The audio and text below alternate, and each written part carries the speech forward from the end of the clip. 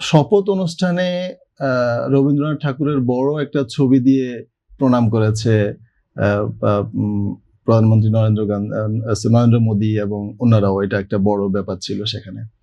দেখুন, বাঙালি হিন্দু মুসলিম নির্বিশেষে রবীন্দ্রনাথ ঠাকুর একজন কবি, সাহিত্যিক, লেখক হিসেবে আমাদের কাছে সমাদৃত।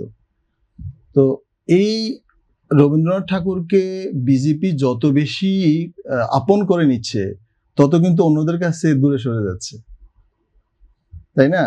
আমি একটা কথা এখানে যোগ করব, সেটা হচ্ছে বিজেপি যে রাজনীতিটা করে, এটা আমি শুরুতে বলেছি, এটা হচ্ছে উত্তর ভারত কেন্দ্রিক, সেন্ট্রাল মানে যে রাজনীতিটা করে, এটা হিন্দি ভাষাভাষী কেন্দ্রিক।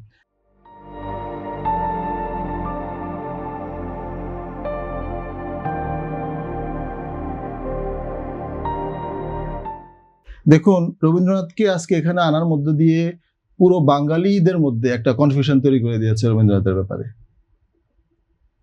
এইটা আপনি মানে এটা কেন মনে হলো? আজকে তো মানে রবীন্দ্র জয়ন্তী না, সেটার জন্য আমি বলছি না। ধরেন রবীন্দ্র জয়ন্তী ঠিক আছে, শপথ অনুষ্ঠানের মধ্যে নিয়ে আসা, আলাদা করে যাওয়া, এটা বেটার ছিল। কোনো সমস্যা নাই। রাজনীতির প্ল্যাটফর্মে নিয়ে আসার জায়গাটা আপনি বলার চেষ্টা করছেন। হ্যাঁ, আমি ওইটাই বলার চেষ্টা করতেছি।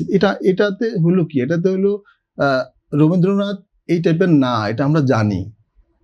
এরপরেও কিন্তু মনে হবে কি যে হ্যাঁ, যেহেতু বিজেপি তাকে অন করা শুরু করেছে, তার মূল মঞ্চে নিয়ে আসছে, সো এটা কিন্তু ডিফারেন্টলি দেখবে। কবিকে রাজনৈতিক ভাবে বিভাজন তৈরি করা হলো, একটা বিভাজনের জায়গা নিয়ে যাওয়া।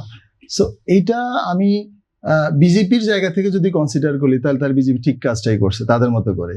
কারণ বিজেপির টার্গেট তো হচ্ছে সেন্ট্রাল ইন্ডিয়া, যেটা উত্তর ভারত, হিন্দিকে কেন্দ্র করে। এখানে এটা একটা বাঙালিদের মধ্যে একটা কনফিউশন এখানে তৈরি করে দেয়া গেল, যদি ওই জায়গা থেকে ধরি। কিন্তু বাঙালিদের মধ্যে রবীন্দ্রনাথ ছাড়া অন্য কবিরা কি প্রাসঙ্গিক না? না, আমি মনে করি সেটা না। বিষয় হচ্ছে, ধরেন কবি, সাহিত্যিক যারা সকলের কাছে সমাদৃত, ওনাদের বিষয়টাকে এত রাজনীতির জায়গায় নিয়ে যাওয়া উচিত না। আচ্ছা আচ্ছা, এটা কোনোভাবেই উচিত না। এটা আমার কাছে, আমার আন্ডারস্ট্যান্ডিং এর জায়গা। আর আপনি একটা বিষয় বলেছেন যে এই মানে কথা আসছে যে আওয়ামী লীগের খুশি হওয়া না হওয়ার ব্যাপারটা। আপনি আমাদের মাহবুব ভাই বলেছেনও যে যখন বাইডেন ক্ষমতা আসলো, সেখানেও কিন্তু তখনকার সময় বাংলাদেশের সরকারে যারা ছিলেন, বিরোধী দলে যারা ছিলেন বা সরকারের বাইরে যারা ছিলেন, তারাও মনে করেছিলেন যে একটা বেটার কিছু আসতেছে তাদের জন্য। সো আসলে যারা বাইরে থাকে ক্ষমতার, তারা কোনো একটা বিষয় আসলেই তারা সেখান থেকে কিছু পজিটিভ বার্তার প্রত্যাশা করে, কিন্তু ইন প্র্যাকটিস সেটা হবে কি হবে না, এটা সময় বলে দিবে।